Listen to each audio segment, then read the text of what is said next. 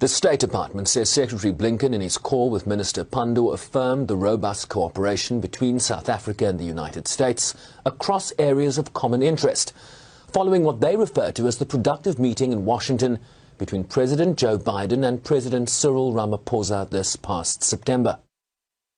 Blinken also tweeted that he'd spoken with Kenyan President William Ruto on peace and security in the Horn of Africa, while extending his thanks to South Africa for its important role in hosting the peace talks.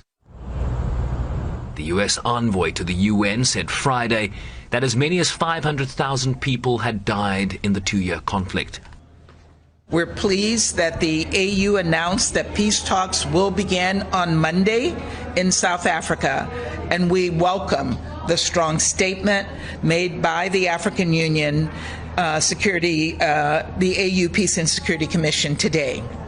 And we welcome the stated commitment by the governments of Ethiopia and Tigray regional authorities to participate in these meetings. It is critical that all of the parties seize this opportunity and engage seriously in talks to bring an end to the fighting and the suffering of the Ethiopian people. Once the fighting stops, and it must, warring parties must negotiate concrete modalities to prevent a return to conflict, including security arrangements, a pathway to broader political dialogue, and assurances of unhindered humanitarian access and restoration of services.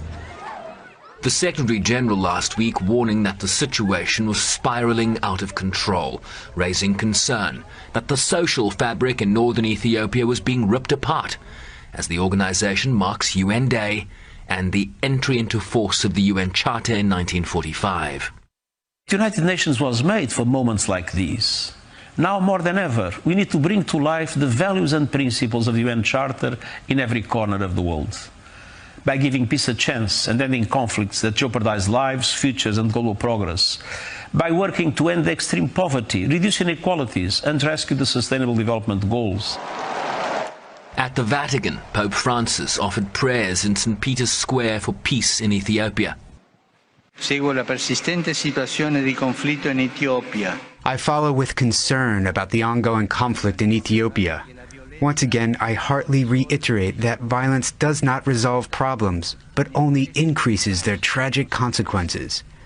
I appeal to political leaders to end the suffering of the defenseless people and to find equitable solutions for lasting peace throughout the country.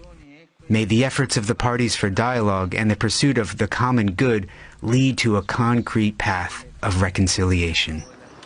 The United States also warning that while it supported AU peace efforts, it remained ready to take appropriate measures against those who obstruct a resolution to the conflict, expressing a determination to have those who commit human rights abuses held to account.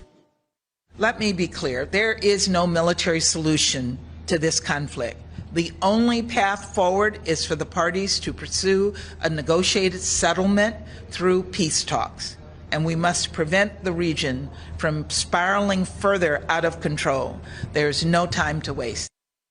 The talks in South Africa come as fighting continues on the ground. After almost 2 years of conflict that has killed hundreds of thousands and displaced millions, leaving multitudes in need of humanitarian aid in one of the poorest regions of the world. Shervin Briceby's SABC News, New York.